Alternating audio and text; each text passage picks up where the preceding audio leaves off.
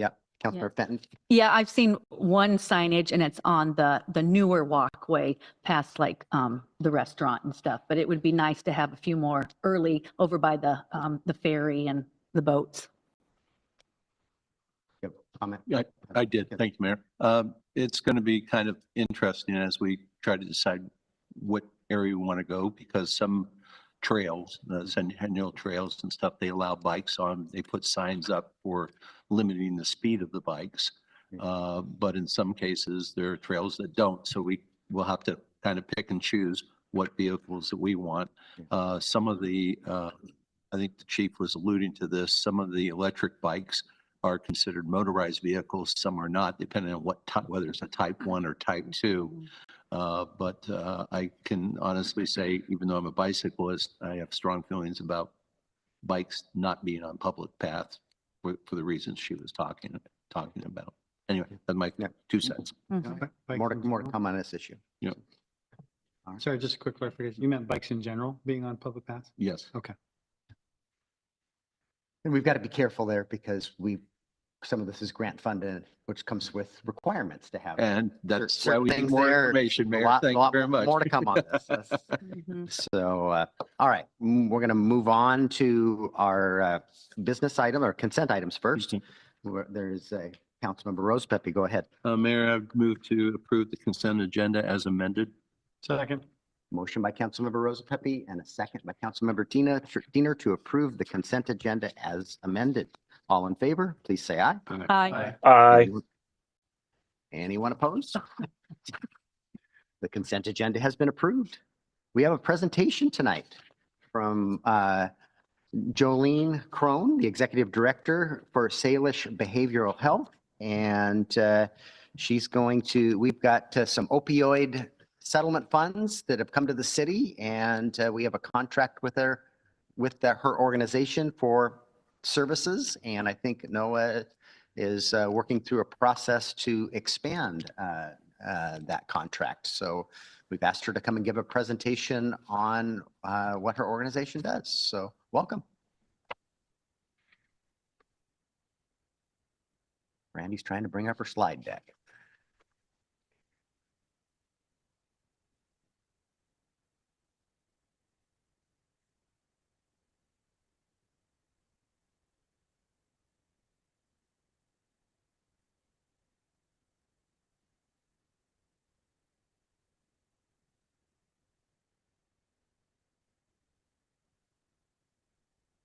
Gotta love technology.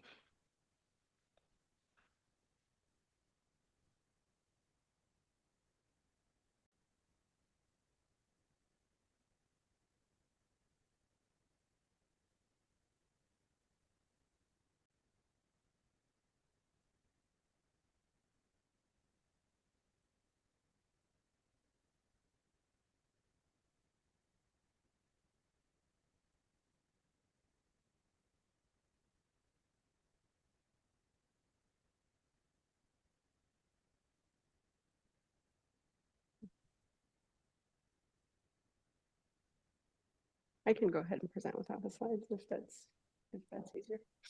Okay, so maybe we'll email that because it's something we could email the slide deck. The clerk could Yes, email we up, can get that. follow up with that afterwards. So apologize. Cooperating. Our technology is just not on to share it with us tonight. Okay. Bummer. Okay. All right. Well, good evening. My name is Jolene Crone. I'm the Executive Director of the Salish Behavioral Health Administrative Services Organization. So I am here to talk about the opiate abatement, but as we have not been here in a couple of years, just wanted to make sure everyone knows who we are. So we are formed under an interlocal agreement with Clallam, Jefferson, and Kitsap counties, as well as the Jamestown S'Klallam tribe. There are 7 tribal nations in our region, and the Jamestown S'Klallam tribe has volunteered to be on our board. So our board is made up of a commissioner of each of those 3 counties and a tribal member from the Jamestown S'Klallam tribe. We are a behavioral health administrative services organization that is designated by the state of Washington regionally to provide services related to behavioral health, primarily behavioral health crisis services for both mental health and substance use disorder to all residents of all three of those counties, regardless of insurance. We provide a 24/7 crisis hotline and mobile crisis outreach and involuntary treatment and detention services subcontracted through a large network across all three counties. Our responsibility also includes underinsured, non-Medicaid funded behavioral health services, including outpatient treatment, withdrawal management, inpatient residential treatment for substance use. And we also administer several smaller programs under the non-Medicaid umbrella, including the REAL teams, if anyone is familiar, and some housing programs. So it's just a little summary of who we are and how we kind of ended up related to the opiate abatement work. So there have been several settlements related to opiate abatement in Washington, including now the distributor settlement, manufacturer settlement, and the pharmacy settlements. In addition to the participation of local governments, the Attorney General's office reached those agreements, and 50% goes to the state and 50% of that funding goes to participating local governments, including cities and the counties. The state allocated those funds in jurisdictions. Our jurisdiction was called the Olympic region, and it covers Kitsap, Jefferson, and Collin counties. Per the settlement agreement, the funding must be approved for opioid remediation uses, with the priority given to the core abatement strategies. I will also send out that email. I have an 11-page summary of what those opiate abatement strategies are. It is a very long and broad list of options. So because of the existing interlocal agreement between the three counties, we were reached out to serve as the Opiate Abatement Council, which was a requirement of the One Washington MOU or the state level MOU related to opiate abatement settlements. Those settlements are fairly complicated. They are distributed anywhere between 6 and 17 years at increasingly or decreasingly graduated amounts based on each participant of the settlement, including Walgreens, Kroger, Johnson & Johnson or Janssen. There's a variety of those folks. So we were here in 2023 with the Port Orchard City Council back then, and we entered into an agreement, an interlocal agreement with the City of Port Orchard for the distributor settlement funding. And that funding has not yet been allocated. And we are back to also discuss the addition or an amendment to add additionally now the manufacturer settlement and the pharmacy settlements for Port Orchard. The opioid abatement settlement does require local governments to manage direct payments and includes requirement to establish an opiate abatement council, developing a methodology for obtaining the proposals for use of those funds, ensuring the opportunities for community-based input, and provide reporting to the state. So in that, the determination was made by 3 of the 4 cities in Kitsap County to pool that funding with Kitsap County and us as the Opiate Abatement Council taking responsibility for all of that administrative burden. So currently for the City of Port Orchard, the distributor settlement was $43,351 for year 1 through 4 and year 7. So pooling that funding is beneficial to the community across the board. So currently we are now again looking at manufacturer and pharmacy settlements, which are in year 1 and 2. And then most recently, Purdue has settled. So we will be seeing some additional funding continue to flow through the opiate abatement work.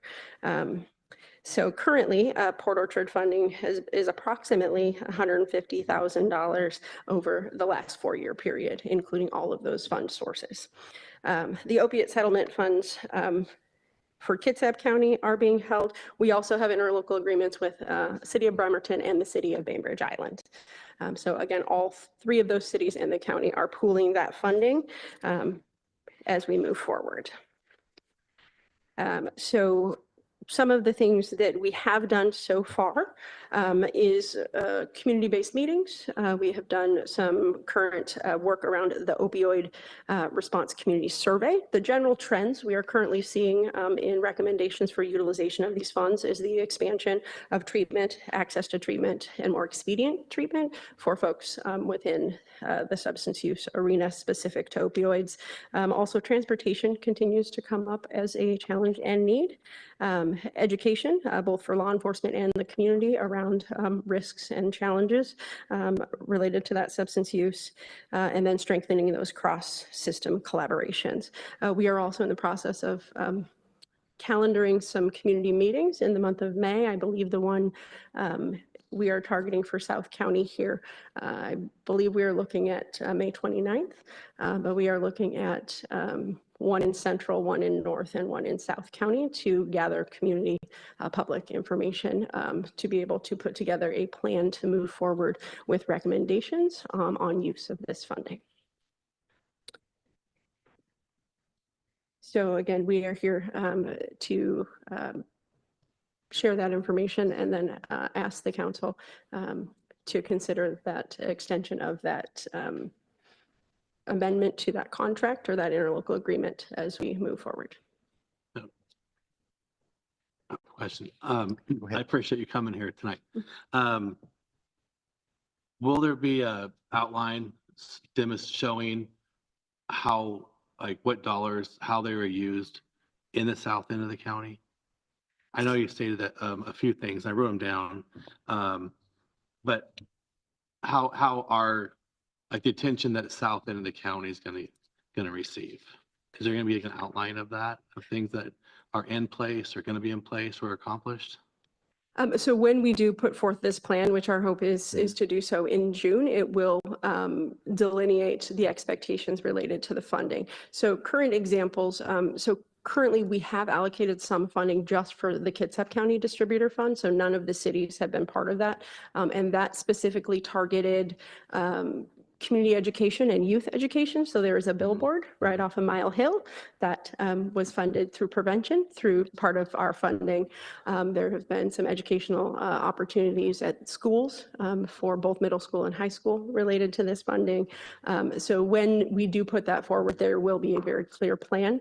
There is a consideration of a request for proposal where community entities would then request some of that funding, and that would require a delineation of plan as to what they want to use that funding for. And we do have to verify that it does meet the requirements of the One Washington MOU priorities. Jillian, I think Councilmember Warden was trying to, how do we ensure that, I heard roughly in total, Port Orchard's going to contribute about $150,000 into this work.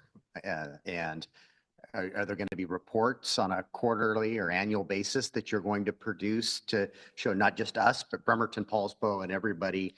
Here's the dollars that came in, and here's how we spent them, and broken down for sure by county, and maybe and the ask I'm hearing here is we've got kind of 3 areas of our county, north, central, and south.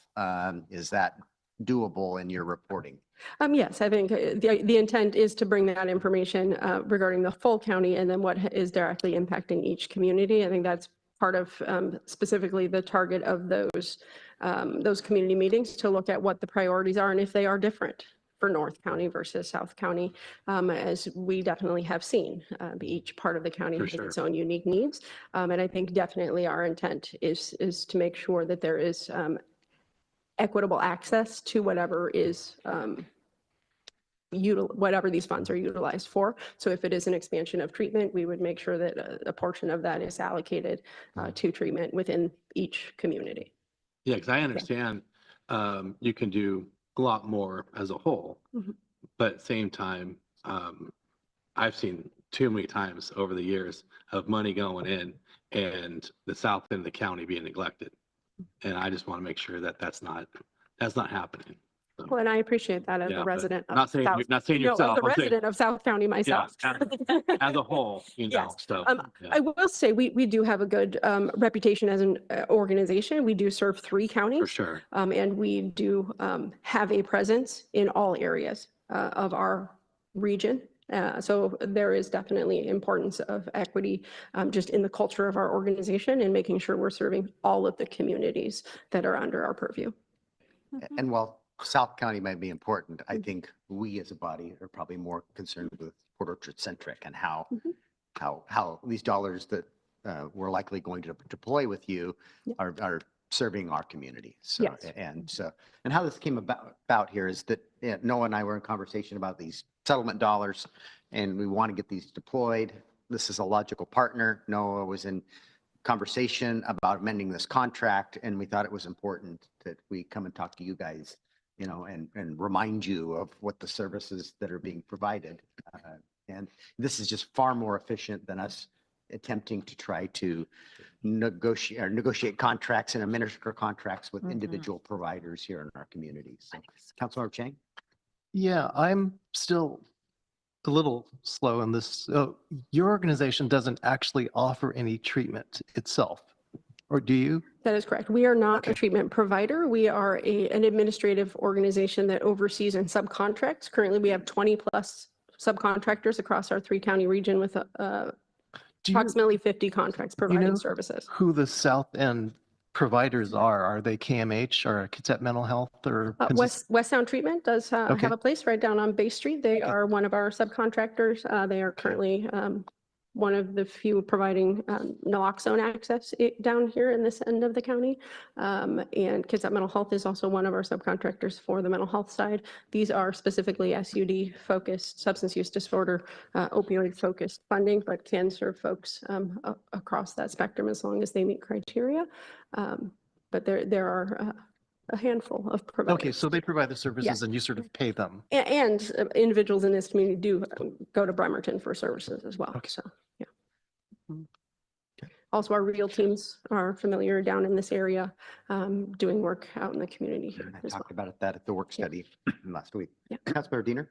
Jolene, thanks for coming. I suspect many of us, if not most of us, have been touched by opioid use at some point in our lives. And you said the strategies was a long list, but could you share perhaps some of the popular strategies or some of your maybe top 3 abatement strategies? So actually, when I mentioned the opioid response community survey, those are actually specific strategies that we pulled as part of that survey. And so the ones that have come to fruition actually across all 3 of our counties and all areas of our region are expanding treatment access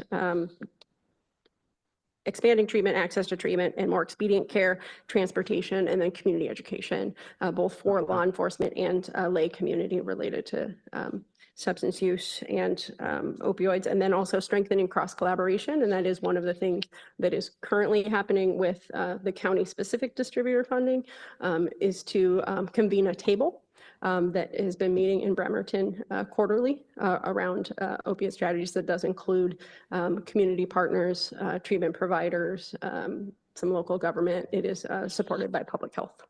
Okay, thank you. Any other questions? All right, so in the next month or so, I know it's got some work to do to get a contract crafted and reviewed by legal counsel and then back to you guys. So that'll be coming back to you soon. So thank you for Thank coming you this very evening. much. Thank you.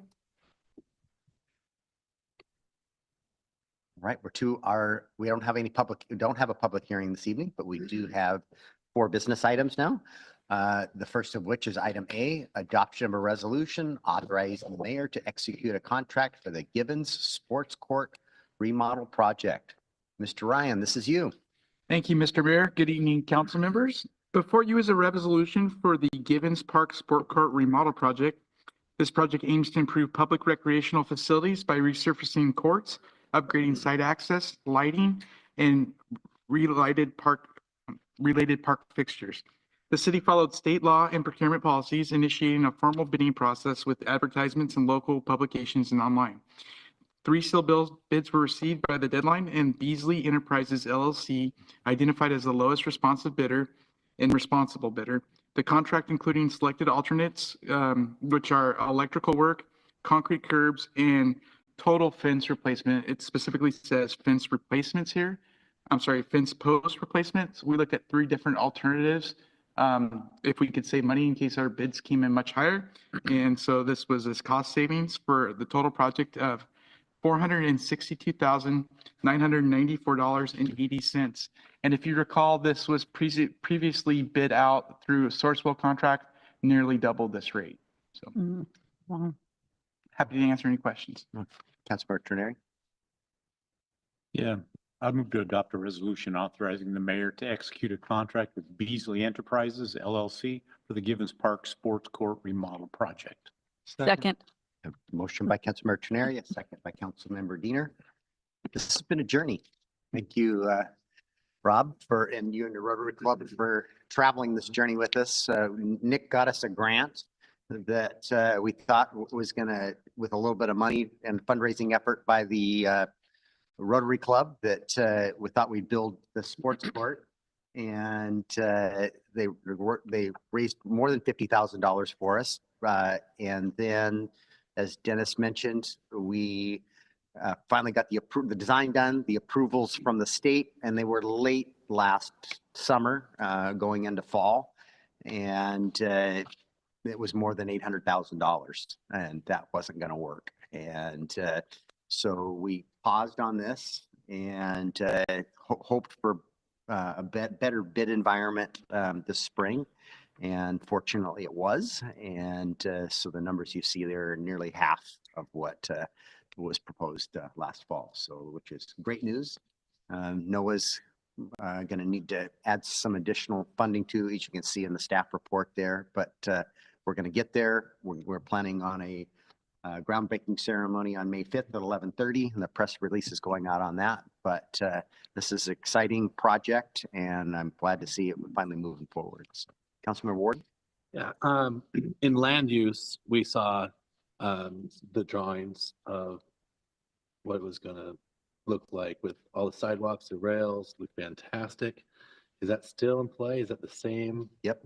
That's the exact same? Yep. Yeah, if you could maybe find that and email it, not saying right now, Nick, but like, and send it to all of us because it looks amazing. I think it was in your packet. When I was scrolling through, I thought I saw the color. Is it? Okay. Yeah. Yeah, I didn't have any questions on it because we already went over all of it and It it looks new fantastic. sidewalks, lighting, new Yeah. fencing.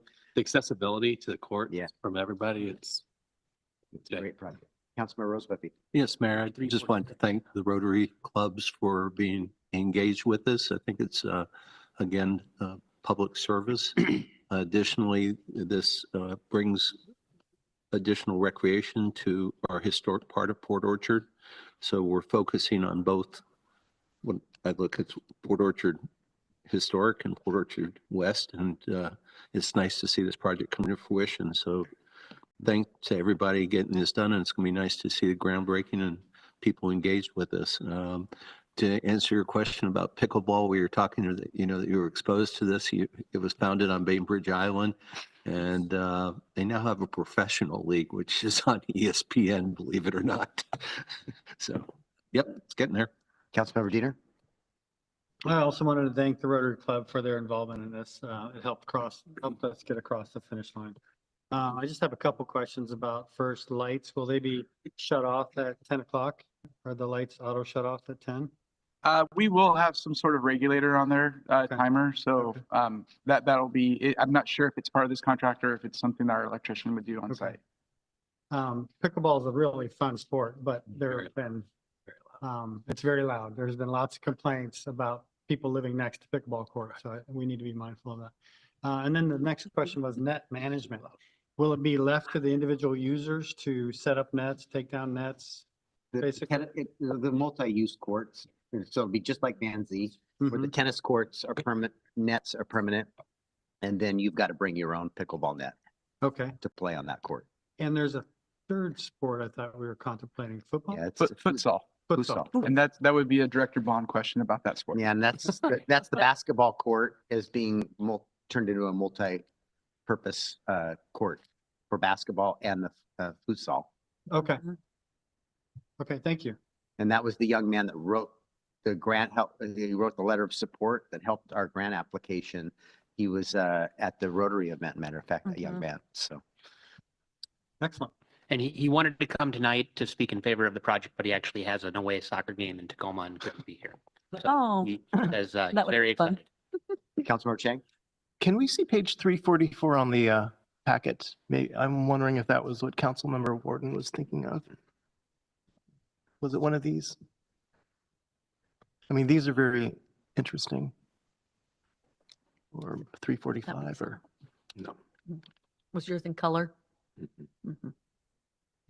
okay. Well, there's a visual if anyone was Did you have a wondering question, what we're comment? talking about. Councilmember Trenary, go ahead. Yeah, I just wanted to, for the community's interest and mine too, actually, because I'm a pickleball player. What's the start date, and projected completion date of the project? So we have not had the pre-construction meeting yet, so we don't have a schedule. I'm anticipating this type of servicing needs to be in warm weather where overnight temperatures are about 70 degrees. So you're looking probably July or August to have the actual surfacing done. And will the playground equipment still be accessible for younger kids during this project? The playground should not be impacted. Yeah. There might be some brief detours when they do the walkway along the playground, but Yeah. the playground will remain open. And we'll make sure that's a requirement for the pre-construction. Great, thank you. Any last comments or questions? You'll be voting to approve or authorizing the mayor to execute a contract for the Givens Sports Court remodel project. All in favor, please say aye. Aye. Aye. Anyone opposed? Hearing none, the contract has been approved. So we're to item B now, adoption of a resolution updating the city's fee resolution. Mr. Bond, I think this is you. Yes, good evening, Mayor and Council. Before you tonight is an update to the city's fee resolution. And the city sets its fees for public works, planning and building by resolution, and we periodically update this. The last time it was done was December of 2023.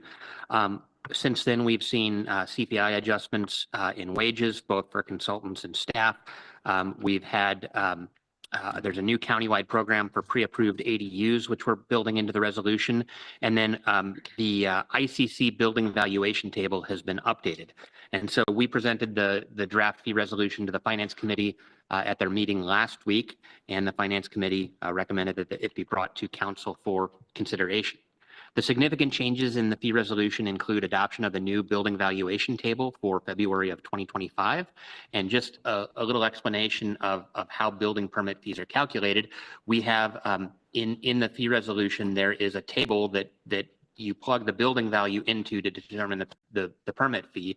And so as construction costs change, the permit value, the permit costs go up. And so this table reflects the most recent cost to construct per square foot, depending on the building type. The resolution also removes text regarding when the payment of fees is due. We actually amended our code for permit processing a couple of months ago as part of a new state mandate. And so that's now actually in our code and doesn't need to be in the fee resolution.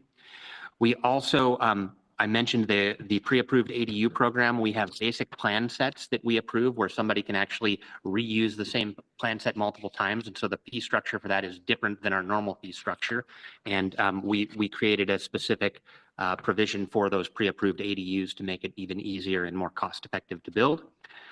We are adjusting our manufactured home permits because the amount of inspection work and the number of inspections and the amount of plan review for those manufactured homes is significantly more than it used to be. And so usually we're doing 5 inspections, so 5 trips out to the site. And if you pass the first, or if you fail the first inspection, we'll come out for free a second time. So you're talking up to 10 inspections, and we wanted to make sure the fee actually covered the cost of that review and inspection.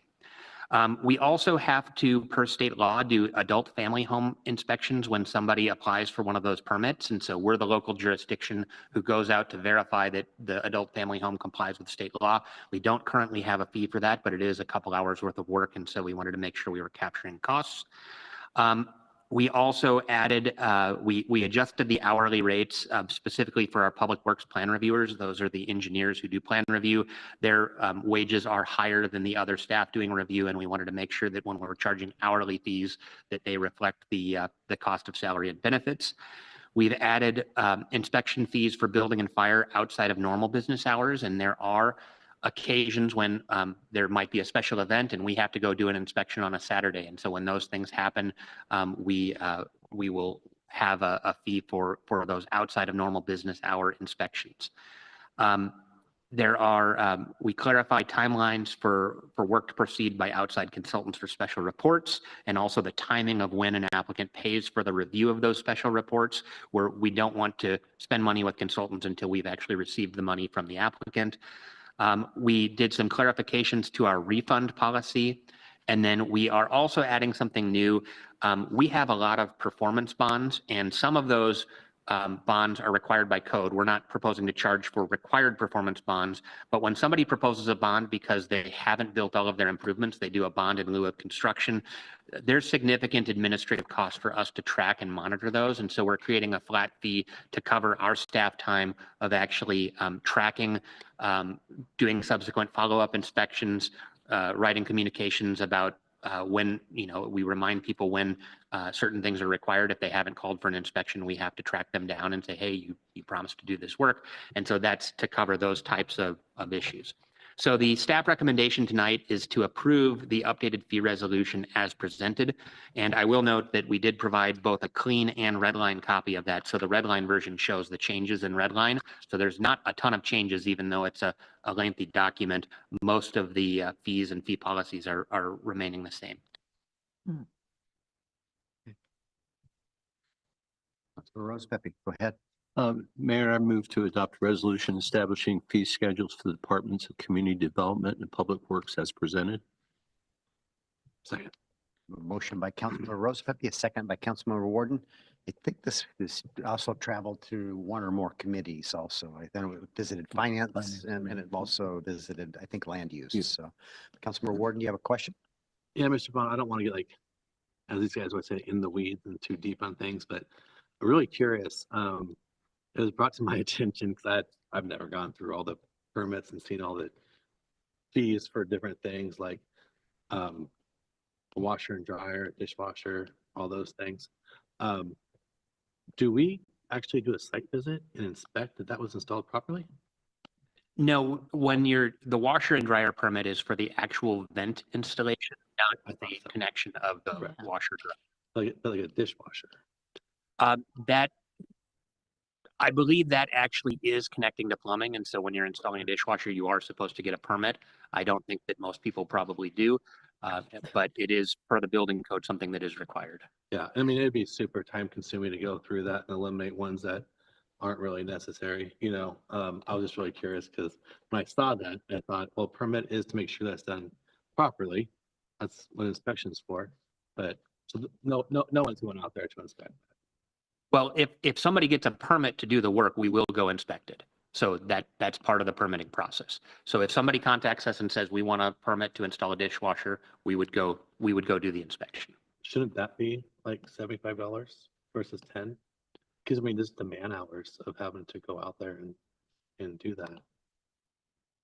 I'll Yeah, just throw possibly. I mean, it's probably a 5-minute a 5-minute stop. No, not $75. Come on. It's different. I saw that kind of like, Jeez. all right, I'm good. Councilor Rose Pepe, go ahead. Just quick, Nick, so just for understanding, when do these take effect? And the second question, part of the question is, so people that have permits in now, but we haven't done the inspections yet, they wouldn't be charged additional fees, or it doesn't matter when it takes effect? So you don't, only if you called in for like a special inspection would you be charged for an inspection, but most of the inspections are part of your permit issuance. So if your permit already issued, your inspections are paid for. Unless you fail 2 inspections, then you have to pay for the 3rd one. So that if that fee was adjusted, which I don't think it was, you would have to pay for the 3rd inspection at a new rate. But for the most part, this only applies to permits that haven't yet issued. Okay, thank you for the clarification.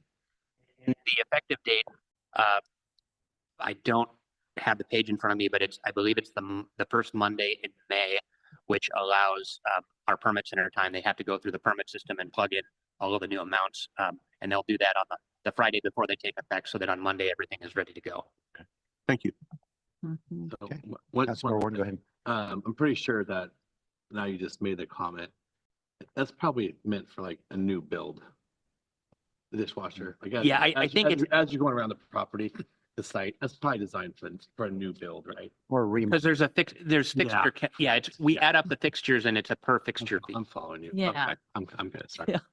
Councilmember Benton, do you have a question? Yeah, Nick, I'm glad that it's not a big jump in the fees and it's just a little one, comparable. Other comments or questions? Councilmember, go ahead. Morrissey, go ahead. Thank you, Mr. Mayor. I talked about this in Finance Committee as well, and I had similar questions to Councilmember Warden around some of the fees that we have.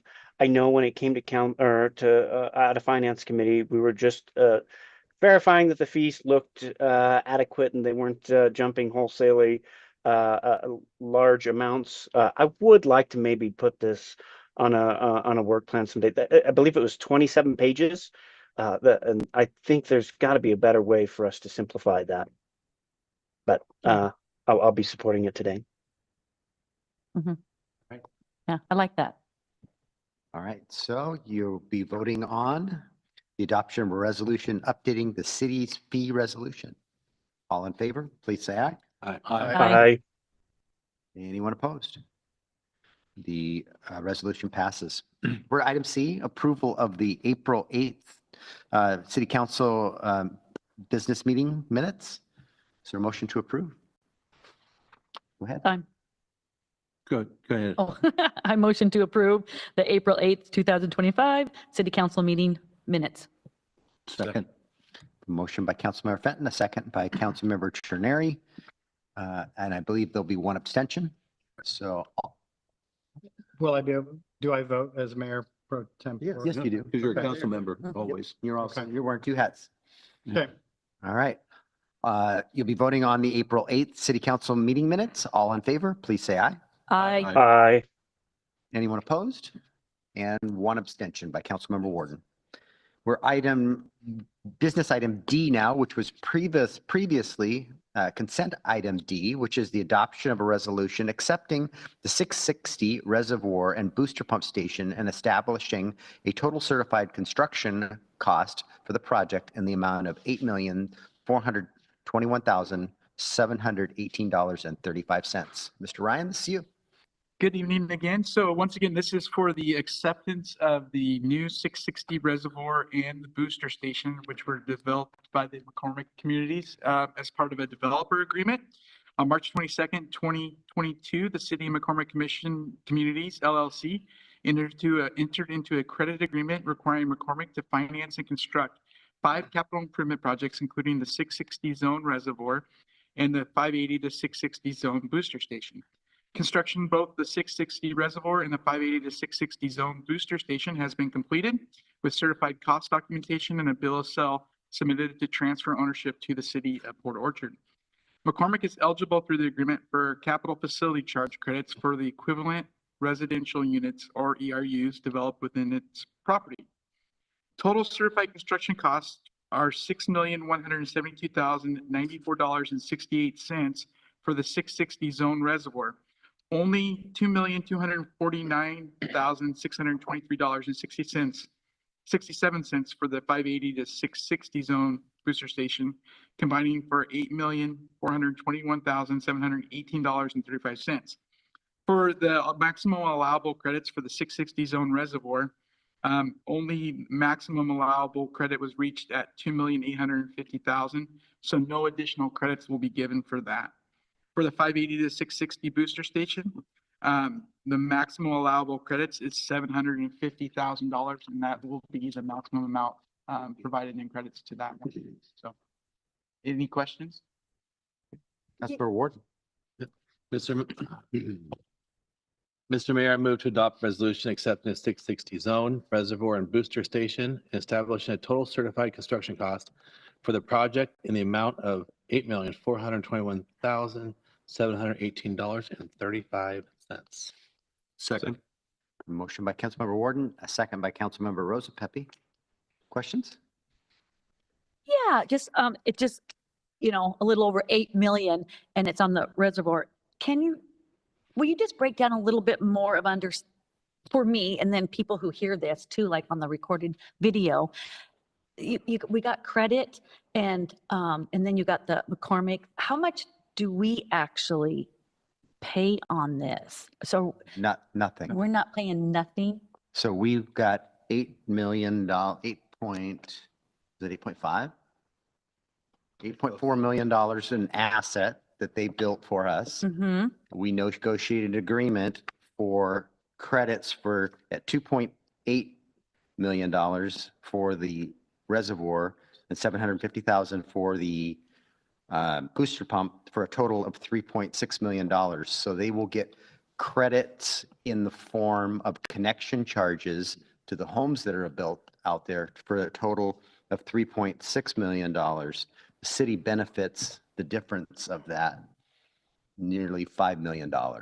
Right. Okay. When I was reading this, it was I didn't really quite get the hookup and McCormick and, the $8 million.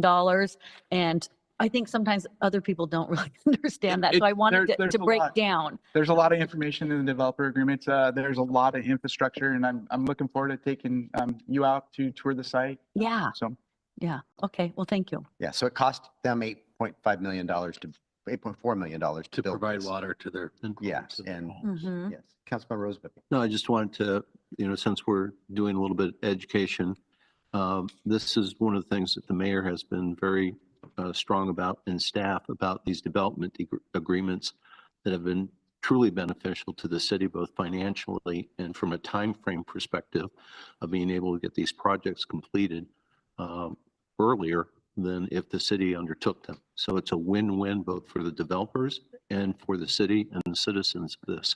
So I commend staff and the mayor on using this methodology to keep moving our infrastructure forward, which is, everybody knows is our number one priority along with public safety. So thank you, Mayor. Yeah, thank you for your comment there. We have things in our capital plan that we intend to get to, but those timelines don't always mesh with the timelines of the developer. So if the developer wants to build our infrastructure for us, that the development agreement is the tool that allows us to negotiate with them to build that infrastructure that benefits their development. There's no doubt about that. But the city also receives tremendous benefit from this, and then they can build this much faster than we can. Well, yeah. And it's not optional. We have to approve it. Well, or if you don't, It says you right don't have to here. I mean, accept It says it. right here. I mean, Yeah. on the alternatives. I don't know why we wouldn't want to. No, accept it. I'm You just build saying, it. literally, like, we're contractually obligated. One more to comment, accept Mayor. it. Yes, sir. This also goes back to when the council voted on a moratorium in that area because we didn't have enough water flow for firefighting. So this is another, again, not good deal. It's good for our citizens. It's good for business and it's good for this city. So that's my last one. Thanks. Okay. All right. Any last comments before we vote? All right. Yeah, you'll be voting to adopt a resolution accepting the 660 reservoir and booster pump station. All in favor, please say aye. Aye. Anyone opposed? Hearing none, the resolution passes. Let's jump in. And we have no discussion items. Let's jump into our committee reports. A few of them have met. Did Economic Development and Tourism did not meet? Nope. Okay. Utilities, I don't think you met, but you've No. got a tour planned here soon. Yes, Okay, and that is on May 13th. that's correct. Finance, I know met. Councilmember Trenary, do you have anything? I know we talked about the fee resolution. We talked about the financials which looked good. We talked about Givens Park and the fund rearranging to make that happen. Yeah, We talked about City Hall project and some leftover funds from this project helping with our pavement out front. We also chatted about, obviously, sales tax and REIT revenues. And sales tax is a bit down this year over last year, but REIT revenues continue to be strong and are on an upward projection. And we reviewed the treasurer's report and everything looked good there. And that's about the extent of the finance committee discussion. And I would say the sales tax was down year over year slightly, but because we budget very conservatively, we were slightly over budget. Just we're flat, or slightly down year over year. Nice, good work. All right, and transportation, is that it for finance? Yes. All right, and transportation, I know you guys didn't meet. How about land use? Yes, we met, Mayor. A couple of things that are going on is discussion. We had a discussion about comprehensive plan amendments that are coming up, be brought forward to council. We had a discussion regarding the upcoming middle housing model ordinance. And I will ask Nick to kind of elaborate on that when it gets to him for just a brief clarity. But a lot of what is going to be coming down to DCD is we're still waiting for the legislature to finish their business to see what the impacts will be on us. And I think Scott had some comments too. Well, we also talked about some of the concerns and comments we had heard about development in Port Orchard. And as you would expect, there's always another side to the story. And so we reviewed some of the other side of that story, which was really came down to communication, as it normally does or often does.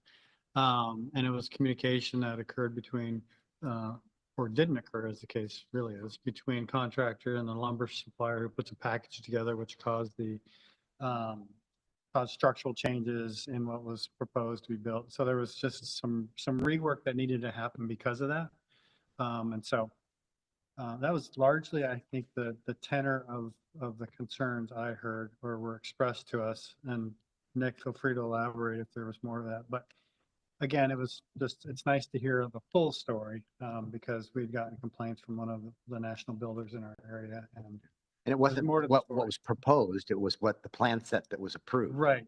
So the lumber package resulted in a different product than what was approved. Yes, that's right. And they wanted to march forward with that and couldn't. I'd like to add, it's kind of land use, a little bit of utilities. But we did the Sherman Heights, Yeah. Sherman Stormwater, future park. That was, Mr. Bond wanted to take us on a hike and he did. Tested out my, my hips and okay, but no, but anyways, that's going to be really, really nice for that community down there. It's a really good piece of land. Glad you bought it a long time ago because it'd be really expensive today, you know, for development. But it's a great, I don't know if we got to the creek or not. I found the creek. That was my mission. And it was a journey. Not all of us made it down to the creek. But We were standing up top and Mayor Robbs just put his dog away and hopped down there, you know, and so no, it was a good time. Maintenance, I don't want to say maintenance, but the staff spent a lot of time and cleared out really nice path for us to walk and see everything. And no, it was good stuff. And I'm looking forward for that part of Port Orchard to receive, you know, something real nice for them as well. So, yeah. lots of hawthorn. and Thank you blackberry. for, Dennis, thank you for your staff and everything, doing all the work to make it safe to walk through there. Yeah, somewhat. There's a lot of hawthorn and, Somewhat. hawthorn and blackberries out there. Yeah. They're abundant. Didn't bother Nick though. He just went for it. Okay. Lodging tax. Do you have anything to share, Mr. Morrissey? You know, you're going to get a full report coming up next month in one of our meetings to approve the funding from the committee. We did review the one application we got for FIFA funding, which is why we remanded it back to the committee. They have allocated funding towards that FIFA. There was some discussion around the use of another set of funds that was previously done because we're unsure on whether or not we're going to get our historic ship back into port, but we're going to get more information on that before it reaches you all. But that was the long and short of it. Thank you for your report. Sewer advisory, anything to report? Not at this time, sir. Okay. I don't think I have anything for outside agencies. I got a little something in my mayor's report. Coffee with council. Anything to report from your last? I didn't see anything from you. I don't know if I've gotten reports for a full report. Or Yeah. somebody. But I'll add that I did sign up for May. And if someone else wants to join, I think Fred might. You on? Perfect. So, all right. So I'll commit to getting my small report in, and Heidi, if you I get know, it I forget. to Scott, we'll Yeah. get those in. So, Yeah. Okay. All right. Mayor's report. I've got a few things. We're planning for the city hall ribbon cutting, whether they're going to pour concrete, blast with concrete tomorrow, then that allows them to do the blacktop work. There's some painting and some other activities that need to be cleaned up. So we're targeting May 25th, which happens to be the same weekend as the Mosquito Fleet Festival. And it'll likely be in the afternoon. I have to work out the logistics. We're like a 3:30 stop on this walk that starts at 2 o'clock. And I got to make sure, hopefully we're the last stop, because I don't want this group to show up. We cut a ribbon and we're wanting to maybe open the building up and let people go in the building, but yet this tour is taking off to a different destination. So I've got to work out the logistics of what that looks like. And so my goal is to incorporate it into the walking tour, the historic walking tour. But I got to make sure that we're the last stop on that tour. And I don't know have the answer to that yet. We talked about the Gibbons groundbreaking already. Friday, I had a great experience. Wish I could have stayed longer than the couple hours I was out there, but Riverstone is the Housing Kitsap self-help homes that are being constructed. The first 10 homes are nearing completion, and they'll have the key ceremony hopefully middle of next month. So there was a work party with about 30 people on Friday, and I went out. I manned a garden hose and washed garage doors ahead of them being painted. So so anyway, a really cool program, low-income families that work together for about 14 months building their homes with some professional help. I got to interact and talk to a couple of these young ladies that are going to get keys to their new home. And they were just sharing their story and how without this program, they wouldn't have their own home. And so I think it's just a fabulous program. And I think it's one of the best things that Housing Kitsap does. And it's really cool that it's in our community. And those first 10 homes are going to be occupied next month. I watched the Port of Bremerton's agendas, and I noticed at today's agenda that they were increasing their cost to the parking during special events. So that really only affects on the farmer's market day, that parking in front of Peninsula Beverage, the 2 rows, they're going to increase the cost of that parking from $5 to $10 a day. Or any other special event. But what came to mind for me was the farmer's market, but they're in most of the paid parking lot. But there's that 1 row of, so if you're a marina tenant, you have a free pass, you wouldn't pay that. And I think it's more of an effort by the port to make sure that their tenants have some parking available to them when we're having special events. If people are using it, they're going to pay more for it. So, but I just noticed that on their agenda. The county campus, we had a meeting scheduled for yesterday morning. It got canceled, but Commissioner Root and I met today, and I'll share more with you guys later on those negotiations. So I'm glad that he and I finally had a chance to meet. I shared my Pat St. John's, that email, and I just want to share it was in my mayor's report already before I sent that email that Chief and I have both been in contact with the port. We're anxiously waiting for the port to provide us the signs so that our police department can enforce no loitering down there. So hopefully that'll change some of that behavior. And I know some of your committees haven't been meeting lately, but there's a lot of work going on behind the scenes with the water system plan, transportation, impact fee study, and those bodies of work are going to be coming to you guys in your committees and to work studies in the very near future. So that concludes my report. Let's go around the table here. Mr. Ryan, what do you have for a staff report? Just a couple quick notes. So compliments to staff and our human resource, Debbie and Beth. I think I heard today that we were down to just one seasonal job that needed to be recruited for. And then staff has also been busy doing practical skills tests for our new hires, which is helping us improve our candidate pool. So compliments to both HR and our operational staff. And the other thing is I received an update today on Marina Pump Station commissioning schedule. So bringing the plant online in June, and it looks like final commissioning will take place in August. So project is tracking. It's exciting to see those benchmarks getting hit. So thank you. Awesome. Mr. Crocker? I'll just make one announcement. So we have our IT specialist starting tomorrow. So we've been down in IT personnel position since the start of January, so 4 months. So my IT manager is very excited to get our new employee on board and working tomorrow. So we're very excited to have our new employee come in. Mr. Bond? Yeah, so I wanted to follow up on the city council's discussion last week at their strategic planning session.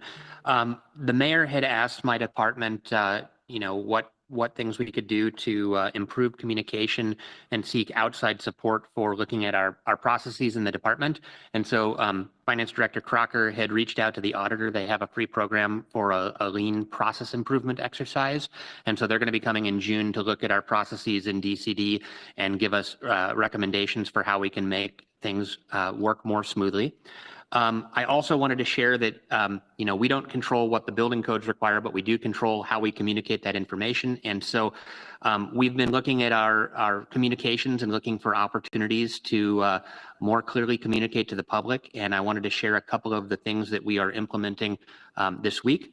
The first of those has to do with, actually the first couple of these have to do with our comment matrix transmittals. And so when a permittee comes to our department and wants to get approval for something, they submit plans, and we typically respond to those plans by both marking the plans up, but also by creating a matrix where each reviewer can enter comments on their portion of the review, and then the applicant is supposed to respond to that matrix. And so one of the things that we really want to emphasize is just the quality and clarity and also ensuring kind of plain speak in those comment review matrices so that the people who are reading the matrix, usually they're design professionals and they should know what this means. Sometimes they are lay people and aren't experts on construction.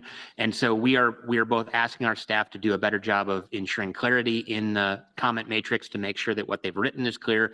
But then the project lead is also going to be tasked with reviewing the other people's work to make sure that the entire document is clean and easy to read. And if something isn't right, it's going to be sent back to the person who made the comment for corrections before it goes out.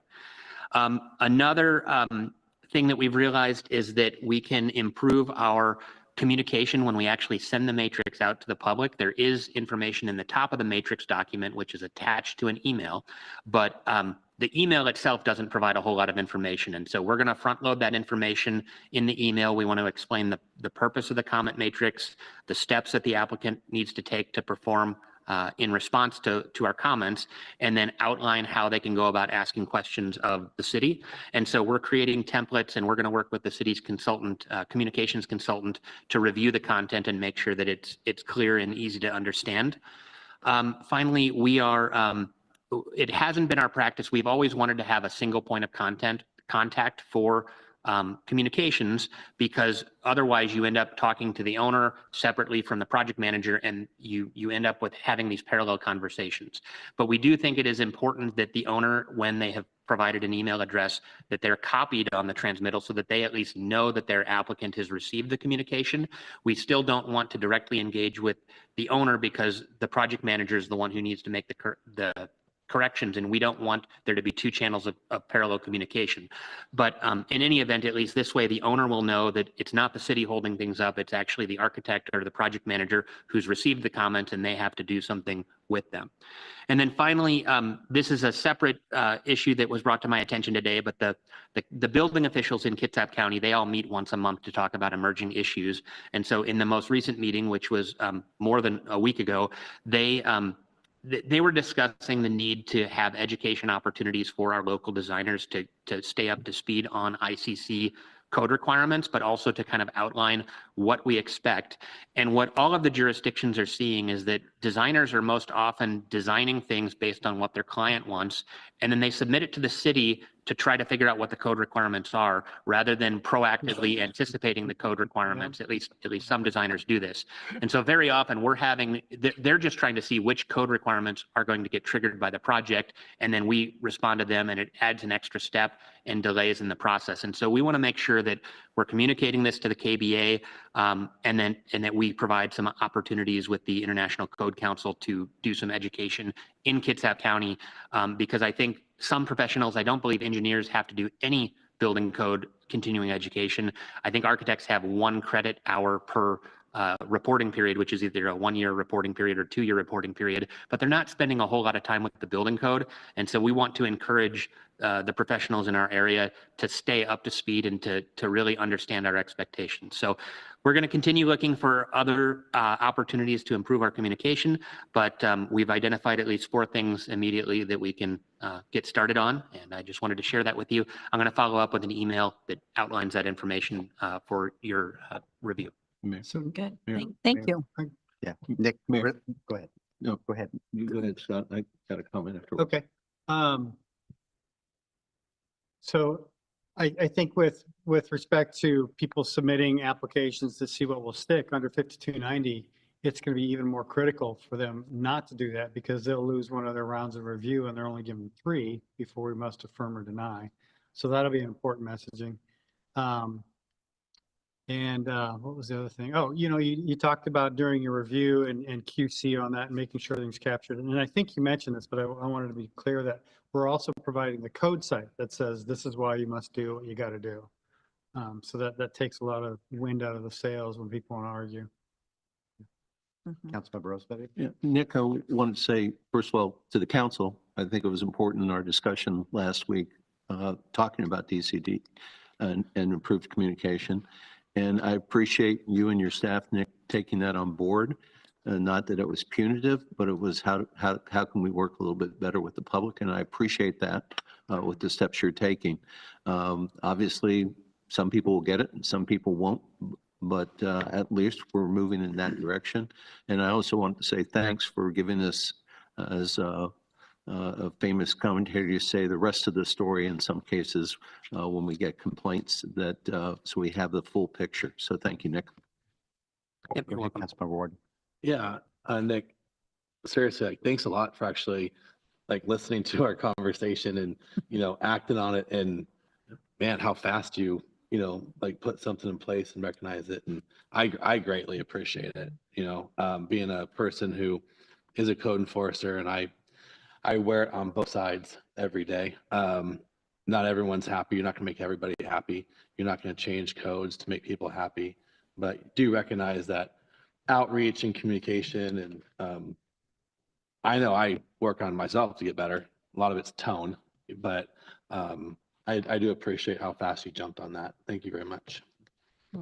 I know that a majority of the conversation last Tuesday was in this realm. So we very much took that to heart. And I thank Nick and his team and Noah too. Noah said, I know this program, that state auditor's office, and it doesn't cost us anything. So let's start there. And I like free. So, so go ahead. I've got one last question. In terms of the Kaizen event and looking for people to do that, are there people you're able to find that are specialized in smart code? Or are these just more? I'm not quite sure what to expect yet. I think Noah has reached out to them, and Okay. we're still trying to schedule, but I'm not exactly sure what aspects of our process they're going to look at. But It's free and we'll see what they come back Oh, with. it's And free. if we need to hire a consultant later, we certainly can consider that, but let's see what we can get for free first. Yeah. Yeah, I don't think we'll need to hire a consultant later.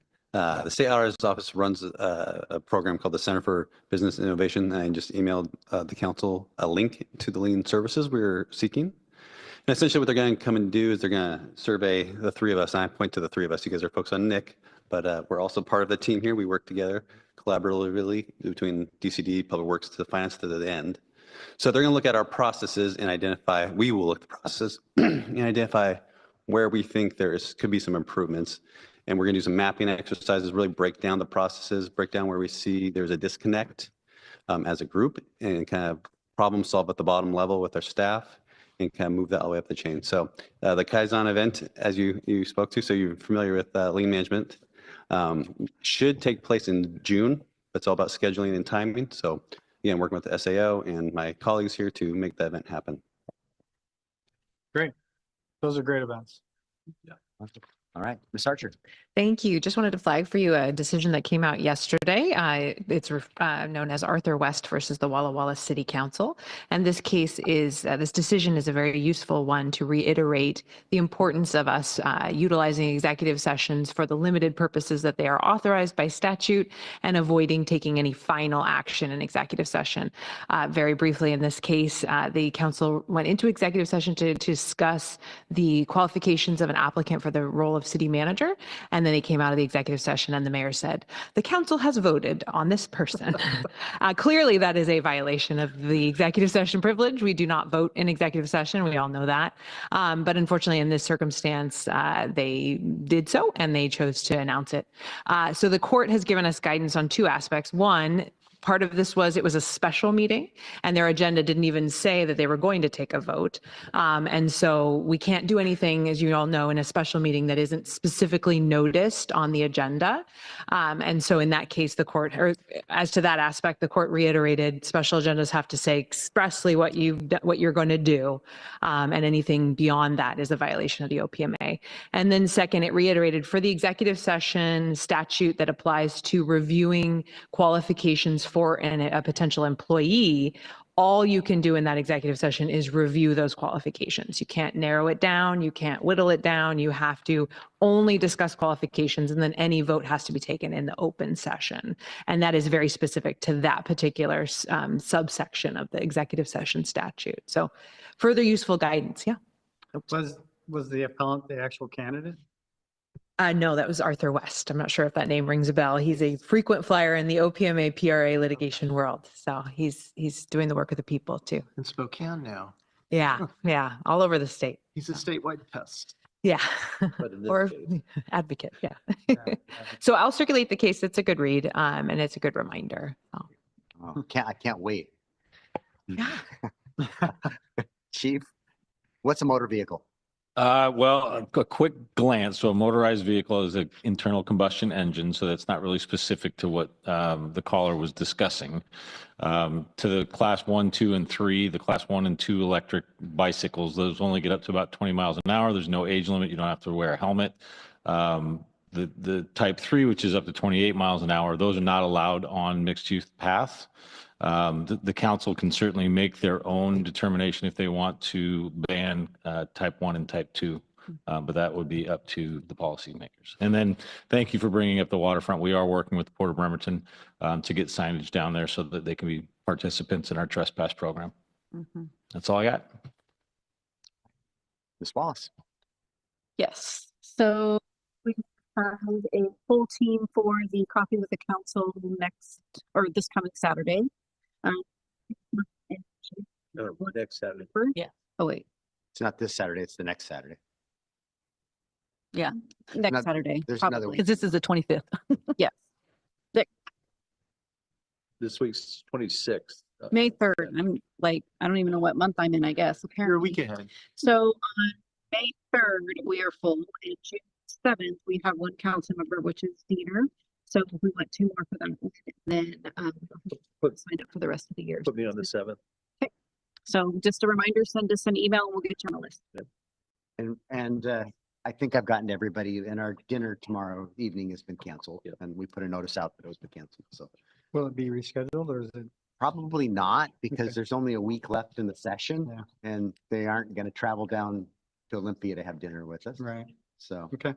we'll just have to do a better job next year trying to schedule. It got canceled initially because of the storm.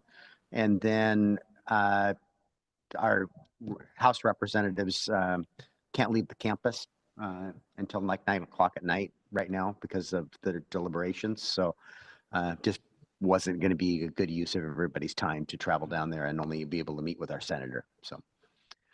So we'll make it happen next year. With that, we are to our second citizen comment period.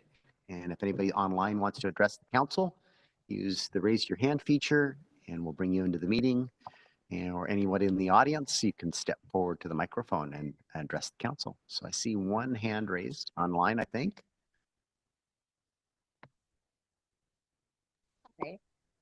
I'm Bonnie Myers. I'm back and I brought up the issues on the walking path. And thank you for the person that clarified, about a bike. But again, there's these other electric recreational toys, whatever you want to call them, scooters, skateboards, whatever.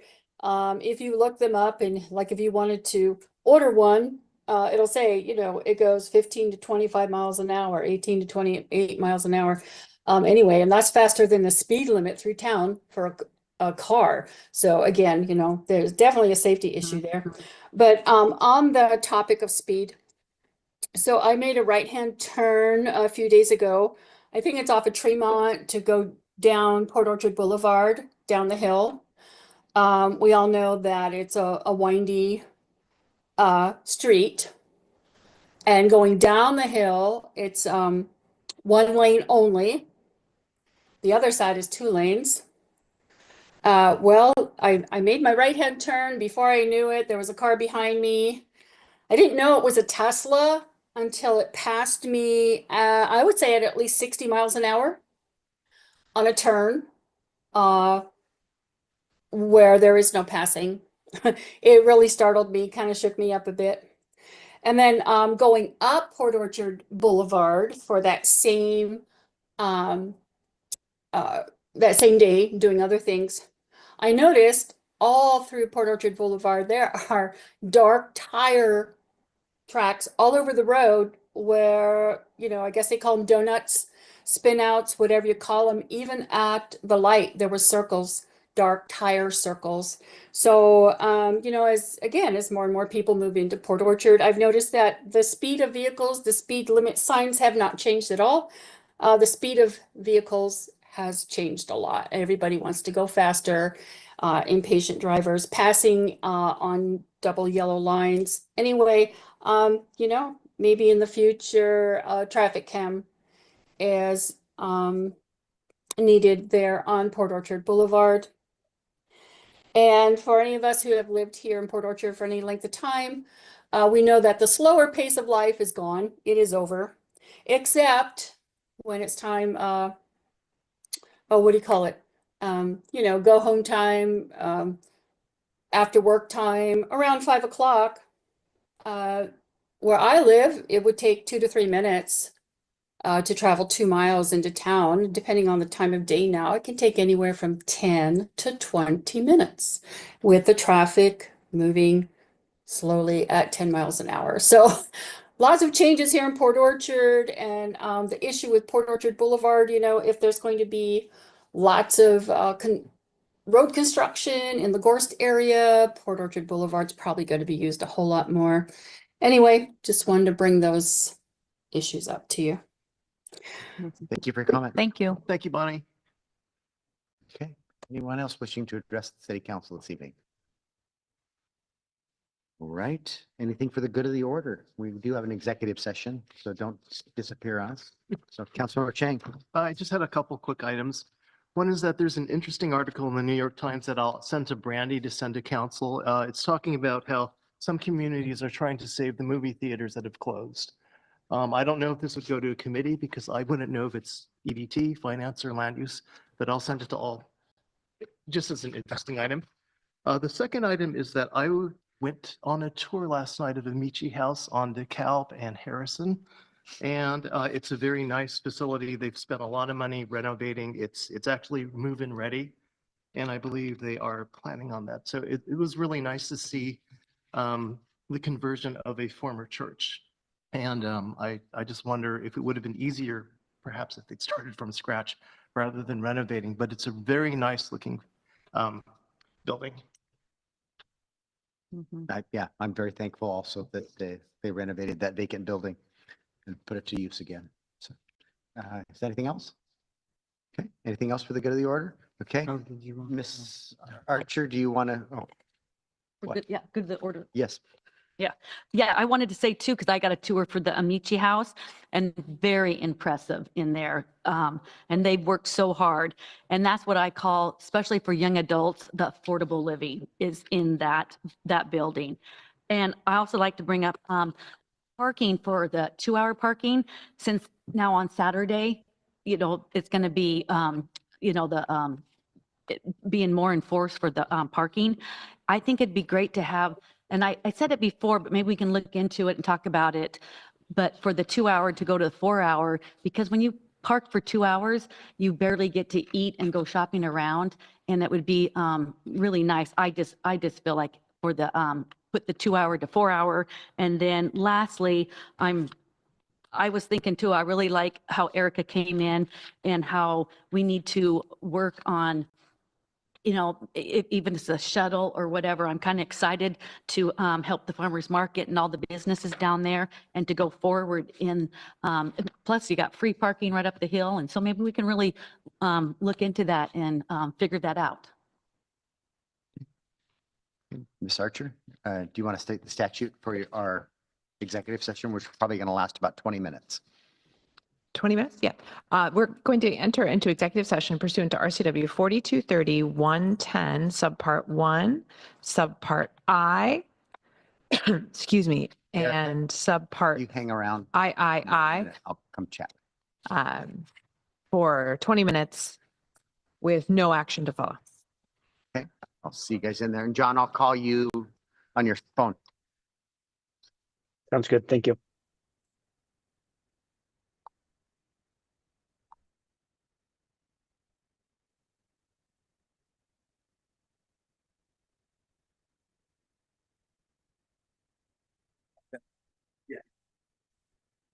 Thinking it's like.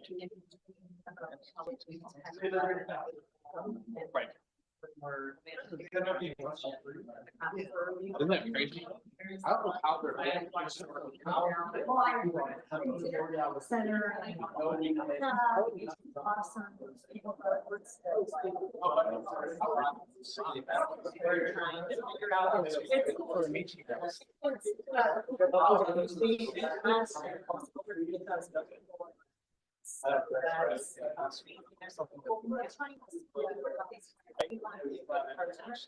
And just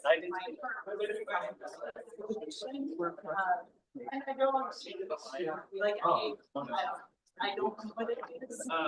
We're trying to research. I just want to think about as a small organization. Did they leave? Yeah. Footprint this large, our attendance, like.